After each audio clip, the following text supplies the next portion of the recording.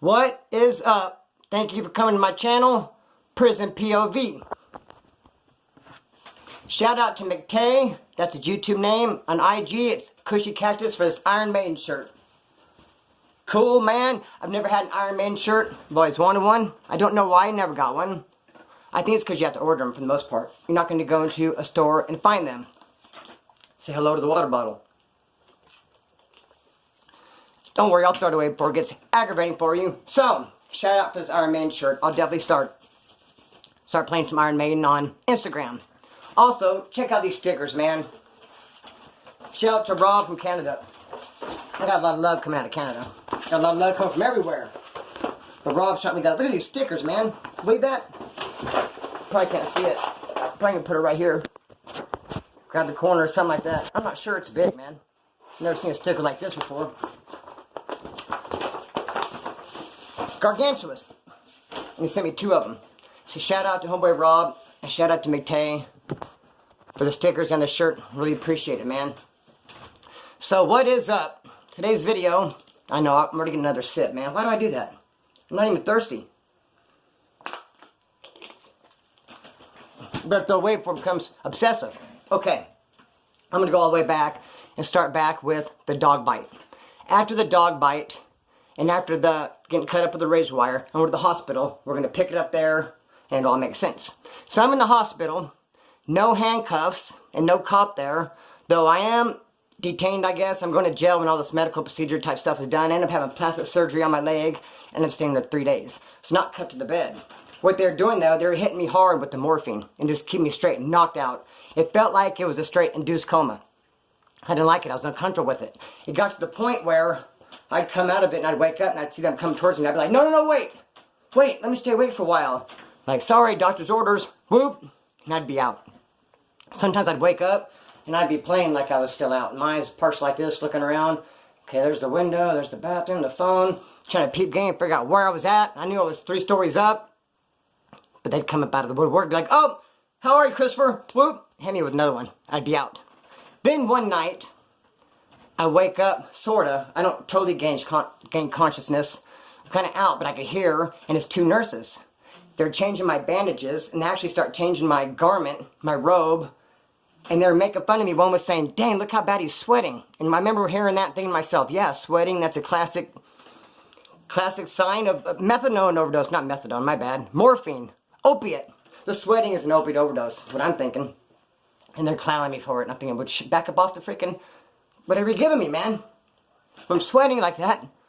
But anyways, I'm getting distracted. I had to pause it. I gave my dog a snack right before I started this. She sniffed around looking for another one. Totally distracted me. So I got stuck on the word sweating. And if I said sweating one more time, I would have started this video all over again. Anyway, the nurses were making fun of me. I could hear them. That's about it. And the one of them says, well, do you want to wash his hair? And the other one goes, no! And they start laughing at me. And I'm thinking to myself, I just look dead. I'm actually alive. I know I'm real pale and I probably barely have a pulse from all the freaking morphine you guys are pumping at me, but I'm awake. I'm just nodded out, and I can hear you making fun of me, sweating too much, and refusing to give me a bath. It's fucked up. I hear you. I just look dead. Anyway, the next morning, after all that bullshit, I start calling around. I woke up, called 2 different sets of my homeboys in case they flaked on me. I called my homeboy Time Bomb, who lived right up the street, and then I called homeboy Blake out of Oildale. I said, both you guys, well, I told them, hey, you gotta bring me some clothes. I'm getting the fuck out of here. So when they showed up, I ripped the IV out, and I got dressed in the clothes. Both of them showed up at the same time. It was crazy, too. Got dressed, and went to go split. Basically, it caught me in the elevator. I couldn't really make a clean escape because I was like, I was jacked up. I was hobbling and shit. I was still fucked up from all the dope they'd been giving me. They just put their hands on me. Some old-ass guard, security guard, come here, mister. Just grabbed me, hemmed me up. Parole came and got me, shot my ass to jail.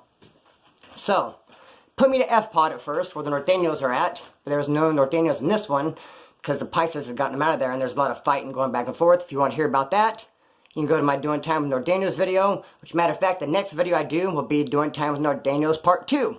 It's highly requested, and yes, that video is next. Take me to F-Pod, finally tell me you're going to take me out of there and throw me on the minimum, the farm. But when the cops tell me to roll up, I'm leaving, I was like, no, I want to stay here. Sally was Jammer, and like I said, we were getting off with Norteños. I want to stay and kick back with the homeboys. I want to go to the farm. I was a little jacked up. I had plastic surgery on my leg, all these stitches. So I wanted to kick her where I was at in the cell. I tell them, look, I don't want to go to the farm. I have to move around too much. They go, no, don't worry about it. will put you in barracks 21, which is right there by the chow hall. The only movement you'll have to do is walk to and from the chow hall. We'll put you as close as we can get you. You're going to the fucking, you're endorsed to go over there, you're going. Says, fuck it. Packed up my shit, went over there. They put me in barracks 21 like they said they would. And that dorm was full of straight marijuana. Straight grip of it. My dog distracted me again. Go lay down. Hold up. There's a grip of weed in this barracks. So much so, I'm surprised I didn't mess that up right there. So much so that the cops came and did a shakedown. Now, not only did they put me in the barracks close to the chow hall, but they put me in a bed closer to the door. They were really trying to look out, weren't they? So I had the bottom bed, and these are 3-man bunks. The bottom bed close to the door right here. So when they came to shake us all down to smell weed, I was the first person who was going to get shook. How they do it, they have you stand in front of them, you take your shirt off, hold it in front of them. They grab your shirt, they throw it on your bed, hand me the pants, take your pants on to go through it, and then so on, till you're all the way fucking naked, then cough and all that bullshit. Well, they were yanking the stuff out of my hands, and I had stitches in both my hands and in my arm from the razor wire. And I blowed up on them. I was like, hey man, quit grabbing the shit out of my hands like that, man. And they go, hey, take this dude, put him on the patio, handcuff him, and take him back over to pre-trial. And I was like, it's not that big of a deal. You go ahead and continue to grab the shit out of my hands. I was just joking, man. Actually, I got a high tolerance for pain, dude. Not a big deal. Go ahead and continue to snatch it. Like, nope, you're out of here, motherfucker. I was like, shit. Open mouth, insert foot. Now back to pre-trial. Walk up an A-pod. And this is where we're going to pick up with the cell fight. We're going to slide into it. Where'd you come from? I thought I got rid of you. Okay. Walk in there and I get the celly. He's cool for the most part. I like him. He could draw real good. That's how I do my A's. If I wrote anybody, you guys, a letter, some of you guys, that didn't sound right. Some of you guys who I wrote letters to, you notice my A's look like this. I don't come down, I go up like this, whoop. My lowercase A's are like that. I got that from him. He had a real fancy way of writing. He could draw real good. I liked him. But he was very much manic depressive. Real highs and real lows. And a lot of it had to do with his case. He was fighting this case where it had to do with a fire or something. He was going to go to prison no matter what. Something to do with the fire. If they could prove he lit this fire, which you'd hear him tell it, no way they could prove it because I didn't, then he was going to get like 16 years. If they couldn't prove it and it was just some other bullshit, he ended up doing like 3. So all day long he was back and forth in his head. He was going to get the 16 years or 3. So I take a shower and I come back in the cell and he'd be like, damn dude, he's like, dude, there's no way they're going to convict me on that, dude. There's no way. They're going to prove, dude, I'm going to be out here in 2 years, homie. He's like, I'm not even going to make my bed, bro. I'm not going to be here long enough. My motherfucking ass is out. I'm out. I'll be home by Christmas. I ain't even tripping on this shit. Fuck all this shit, dog. He had that kind of attitude. Then I go use the phone and come back. He'd be just like, I'd be like, what's up, dog? How are you? He'd be like, nah, I'm just kicking it. I'm like, what's wrong? You didn't get that 16? It's like, yeah, dog. I'm going to fucking stick that 16 on me. Homeboy, it's fucked up. I ain't going to do nothing. But, man, you're going to be all right, bro. Leave the cell and come back. He'd be like, I'm golden, homie. It was like that all day long with this dude. Manic depressive, highs and lows. It was like, fuck, homie. Pick somewhere in the middle and just kick back there for a while. There's another dude I knew like that, though. This Nazi lowrider. And it's funny, because when you meet this dude, when he introduce himself to you, this fucking towel is fucking me up, too. Hold up. When he would introduce himself to you, and I don't got number snacks, you go lay down. When he would introduce himself to you, he'd say, hey, I'm from that 3-letter gang. And you're like, okay. He's like, yeah, the 3-letter gang, you know, right? You're like, right over my head, like, huh? What do you mean? He's like, Nazi lowriders. I'm like, well, why don't you just say so, bro? Like, what the fuck? And if you think it's awkward, him introducing himself like that to you, face to face, how about through a door? Because there's a pod next door, and there'd be kites passed back and forth. And you'd hear a boom, boom, boom, knock on the door, and they'd walk over, and they'd be like, hey, you're like, yeah, what's up? You go, can you shoot this kite to cell 241? Like, yeah, no problem, shoot the kite. So he'd walk up, though, be like, yeah, they're like, hey, we shoot this kite. He's like, yeah. You know me, man, I'm from that 3-letter gang. Crickets. They're like, oh, okay, can you get this kite to cell 241? Yeah, man, it's me, though, the 3-letter gang. Okay, man, right on. Awkward. I don't know why he fucking did that. He'll come up in other videos because a bunch of weird shit happened surrounding this character. Anyways, his case, though, similar. He was trying to go to this drug program. They would not let him in the drug program if you ever run, not ever, if you on your case run or evade or try to get away from the arrest. When you get arrested, if you try to fight the cops, whatever, you can't, not eligible for this drug program. And he did. He did run when he got arrested. But his defense is he did not see the cops. It was a plainclothes cop that jumped out from behind a bush to go arrest him. He's like, whoa, went to go run. Plus he said, I can't see, man. He goes, I was cooking meth years ago, and it blew up. There was an explosion, and it did something to my eyes, but I can't even see. He goes, look at my pupils. I thought he was bullshit. I was even barely listening to him. Now, I looked at his pupils. Sure enough, they're not black and solid like mine are, and I'm assuming yours are. No, his look like an egg that's frying in a pan. It has like no border. It looks like someone popped it with a pin and it like smudged out everywhere. When I saw his pupils, I was like, whoa, dude.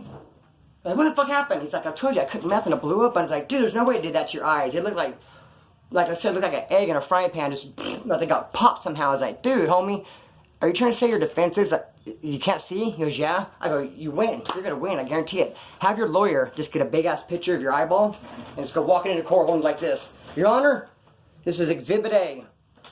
A picture of my client's eyeball. You can clearly see it. It's fucked off. There's no way you can see nothing. And that's what happened, man. He beat it. He couldn't see. Fuck no, he couldn't see. Some plainclothes cop jumped out of nowhere, tried to grab him. Whoa! He got spooked with his freaking fucked off eyeballs. Couldn't see shit. But he's the same way. He'd be like, bummed out. What's wrong, dog? Fuck, I'm gonna get 5 years, man. I never get a break, dude. Fuck, man. Go use a phone, come back. He's all, do you want to play pinochle? He's like, dude, I'll be out here in a couple months, dog. I got this case beat. Like, fuck, I thought you were just stressing. Like 5 minutes ago, man. You are fucking bipolar, homie. Way worse than me. And that's saying something. Where's that fucking water bottle? Anyway, my celly. Highs and lows. 16 years, maybe, maybe not. We start having problems. What it was he was a porter. He was serving breakfast. So what you do, he'd go out there and serve there's 6 different pods, give them all breakfast, and there's extra leftovers, which there are 2 dudes, a Southsider and a Wood. They got to keep all the extras. So they get full, get stuffed, and they put whatever extras there are into a cup and bring it back. And kick down the white dudes that were kicking back who just had a county issue. They didn't get no extra. He had a bunch of extra. He sat there eating like a motherfucker. Then, he's so full he couldn't even eat the rest. There's still left over. He puts in a cup and brings it back for us.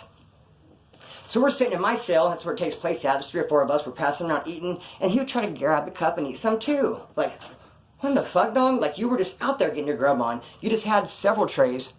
Hold up, now I need that water bottle. Something's happening. Okay, dude, you just sat out there getting your motherfucking grub on. Brought us back a little punk-ass tray or 2 for all of us to split, 5 different ways. And you had the nerve to get in line, try to take a bite or 2 of it too. None of us were feeling it. None of us were feeling it. So since my celly later on that night, I talked to him. I said, hey, homeboy, that's foul. Don't be doing that. And he had a little bit of an attitude. I was like, matter of fact, some of us think that you shouldn't even have that job. He kind of had a funny get down. None of us really liked him. He was too funny all the time, trying to be, he was just too off the hook when he wasn't stressing over the 16. He was a little bit too off the hook. Let me tell you what he would do. He'd always carry around a hard-boiled egg. And he was kind of chubby, a fat dude. So he'd walk up, especially to a new guy, and show him the hard-boiled egg. Then he'd go, pop out his stomach. And he'd go, see any similarity? That was his, favorite joke. He'd love to do it. And ha, ha, ha, it was funny the first time. But, dude, after the 5th time, it's like, dude, I'm going to take that egg and shove it up your fucking ass. That's what he'd do, walk up. But he would say, ha, ha, ha. Lamb, dude. And none of us fucking liked it. And he was going to other pods. And us Woods that were in my pod didn't feel like he represented us properly. Going to the other pods as a Wood. He was too funny style. So we were like, fuck it, you can't even have that job. And give him to one of the other white boys in here.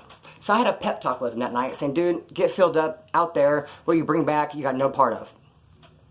So in the morning, he woke up. They were calling him, popped the door for him to go serve breakfast. And I rolled over and I said, hey, dude, I go, remember, get filled up out there. When you come back, you're not going to get none of that. And he goes, all right, dude. He goes, okay. Start screaming. I was like, what the fuck? I started to get out of bed, put my shoes on. Like, what the fuck's this dude doing? And he stepped out of our cell and continued yelling and screaming like that until he's out the door. Like, what the fuck, man? Just screaming, real bitchy and whiny and high-pitched. I was like, what in the fuck was that? I was like, oh, hell no. We're going to have a motherfucking talk when he gets back. So that's all I could think about. Was stressed out. Hold on real quick. Okay. All I could think about was checking this motherfucker when he got back for acting like that, for screaming all high-pitched, even continued outside the cell. It was all bad. So, like I said, usually I'd work when he came back from work. He would come into my cell, me and the other 2, 3, 4 Woods that were there. He'd hand us the cup, we'd all eat in my cell. Well, I told them all, hey, don't be hanging out in my cell, because when he comes back, it's just going to be me and him. I'm going to fucking get out his ass. And they said, all right. They went up to the top tier, way back in the corner. So I'm kicking back, waiting for him to come home. He comes home, hands me the food. I sat down at our table, and I go, dude, what was that, bro? What was that? And he goes, what? And I go, that high pitch, that fucking, how you lost it, dude. That you were yelling and screaming. What was that shit? Because I don't know what you're talking about. I go, what? I go, bro, I don't know what's weirder, man. You fucking all screaming like that or saying that you didn't do it. Either way, bro, shit's funny style. None of us want you at the job no more. I'm not saying I want it, but you're not going to have that job no more. Pick one of the white dudes in this pod and you're going to give it away. Because you're funny style, especially after that weird screaming incident. You're lucky fucking you got out of here if I jumped out of bed. Because that shit's fucking way out of line, bro. Hell no. I said, pick another white boy, you're going to have to give me a job. He goes, okay, whatever, I don't give a fuck. So I turned around, go get the food. I was going to grab the food and take and give it to the fellas. And he grabs his towel as I have my back to him and grabs a towel around my neck and yanks on it. Straight yanks on me. I come flying back and hit like this against the door. Hard. Hard, man. Come flying against it and fall back. So now I'm laying on the ground. I might have cried. No, I didn't cry. Inside I did. So I'm laying down up on one thing. He's laying over as I'm laying down. I'm up on one elbow and he's fucking starting to get some punches in on me. Now trip on this. We have a neighbor who's black. This black dude liked me, man. Me and him were tight because he had some damage to his face. Several years ago, I was in another pod with him, and Sally sliced him up, beat his ass real bad. So he came in this pod and told everybody it was from a car wreck. I don't really know what he said. I ear hustled a little bit. He didn't tell everybody from Sally sliced him up like I knew had happened because I had seen it. I was there. I didn't see it, but I heard it. Saw the after effects of the fight when he came out and left. I think he respected the fact that I didn't throw his business out there. I let him just run with his lie. So he comes out of his cell, hears everything, sees me laying on the ground, dude punching. He pushes him. Whammo, pushes his ass. So the dude goes flying, boom, laying down. Now him and I both kind of get up at the same time. Slowly, I'm really getting up slowly. Now as we kind of get to our feet, then we start fighting. But it's not a fight like... No, it's a fight like...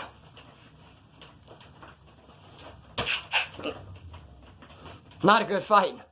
Not a good fight at all. But I was still fucked off. I could barely breathe, hitting the thing. So my skills were on pause due to my injury. I don't think he had any skills at all. We continued to fight. Ended up back on the ground. We finally got up again. And he took off right out the door.